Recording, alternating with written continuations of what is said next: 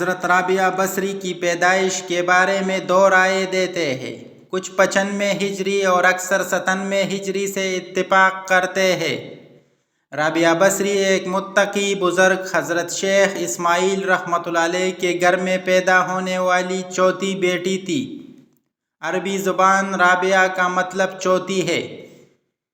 جب آپ کی ولادت ہوئی تو گھر میں پاکوں کی نوبت تھی، لہٰذا بی بی صاحبہ نے کہا پڑوس سے کچھ قرض لے لے تاکہ یہ کڑوا وقت کٹ جائے۔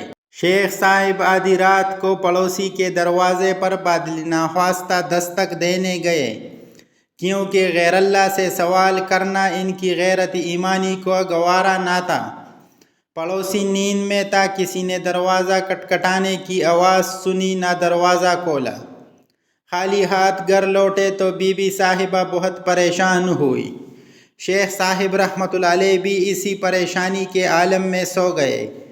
خواب میں سرور کائنات حضرت محمد صلی اللہ علیہ وآلہ وسلم تشریف لائے، بیٹی کی ولادت پر مبارکباد دی اور فرمایا اسماعیل پریشان نہ ہو، تیری یہ بچی عارفہ کاملہ ہوگی۔ اگر مالی پریشانی ہے تو صبح حاکم بصرہ عیسیٰ زردان کے پاس جانا، میری طرف سے یہ خط لکھ لینا کہ تم مجھ پر ہر روز 100 مرتبہ اور ہر جمعرات کے 400 مرتبہ درود بھیجتے ہو۔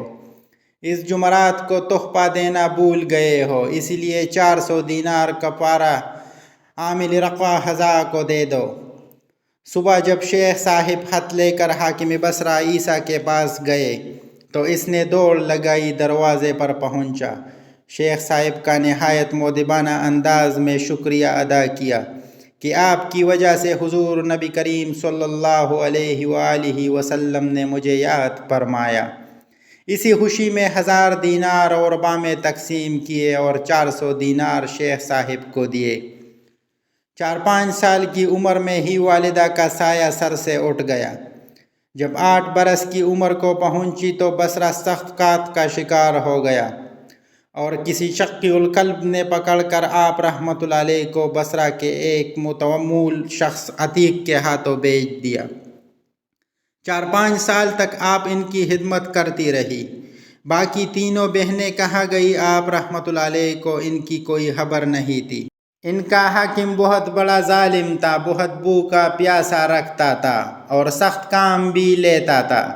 ایک روز آپ کسی کام سے جا رہی تھی کہ کوئی نامحرم سامنے آ گیا۔ آپ اسے دیکھ کر بھاگ گئے، بھاگتے ہوئے ٹھوکر کھا کے گر گئے اور ان کا ہاتھ ٹوٹ گیا۔ ربی کریم سے رو رو کر عرض کیا، میں غریب، یتیم اور قیدی ہوں، اب ہاتھ بھی ٹوٹ گیا، اس کا مجھے کوئی غم نہیں، مگر میں چاہتی ہوں کہ ساری امانتیں، ہاتھ پاؤں، عزت، جان وغیرہ جو تیرے میرے پاس ہے، انہیں اس طرح لوٹا دو کہ تو مجھ سے راضی ہو جائے۔